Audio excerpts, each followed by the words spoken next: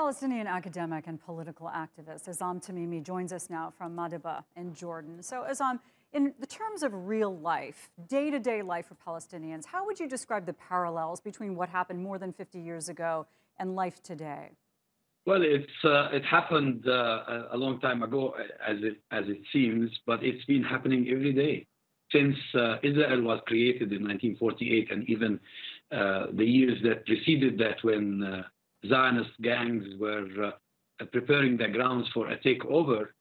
Palestinians continued to be massacred, to have their houses demolished, to be dispossessed of their land.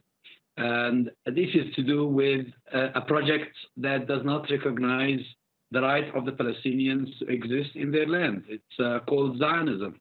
So the commemorations and the reliving of past memories, what does that do for Palestinians whose lives are currently uprooted? Unites all the Palestinians is the determination that we shall struggle until we go back. When are we going to be back?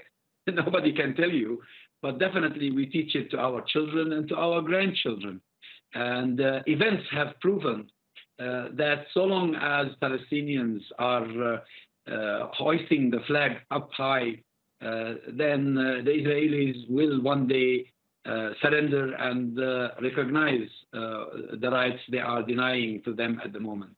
And Azzam, when you look at those pictures and you hear the voices, you can only imagine the psychological scars that exist generationally there. And we heard that also from the head of the International Committee for the Red Cross, who was in Gaza yesterday, talking about how these lives are affected, from the time they're little children up to adulthood. It's really even difficult to imagine, because it's these people who are living this horror. I'm not living it. And when my hometown was occupied in 1967, I was 12 years old, and I was living with my family in Kuwait. It was, of course, very sad because we couldn't go back anymore to our hometown. But I can tell you something about the people of Gaza that I sensed myself. I traveled to Gaza after the 2009 war, in which Israel devastated much of the Strip.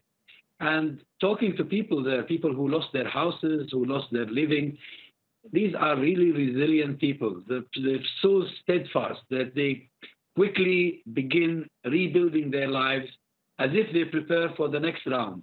It's a long-term struggle. They know that.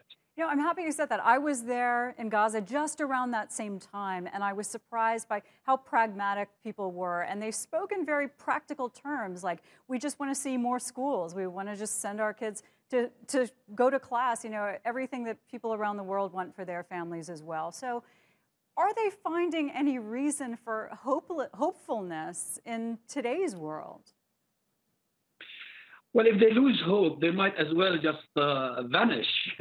And this is not happening to the Palestinians. Not only in Gaza, we're talking about Palestinians who have been living in refugee camps in the West Bank, in Gaza, in Lebanon, in Syria. Here in Jordan, where I am now, there are hundreds of thousands of Palestinians who are refugees living in UNRWA-managed sort of refugee camps until today, since 1948.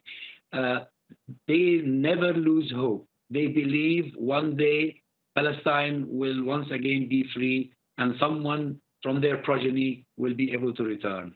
And we've seen these pictures and heard the voices from Palestinians for many, many years now, but there really does seem to be this groundswell of the world taking note of it. What changed? What happened? So now we're hearing so many more voices emboldened to speak out in support of Palestinians. Yeah, and these changes we've seen in the recent confrontation add to the hope the Palestinians have, add to their optimism, because they see that the world eventually is beginning to wake up. Especially, we're talking about civil society. We're not talking about governments yet.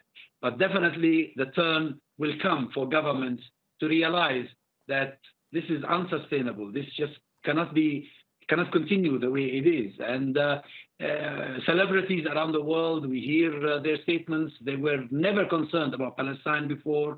People in the sports, in the arts, in culture, in whatever. Also, these demonstrations, the rallies, the mass protests around the world, Palestinians feel the day is coming closer when Palestine will be free. Azzam Tamimi, thanks so much for joining us.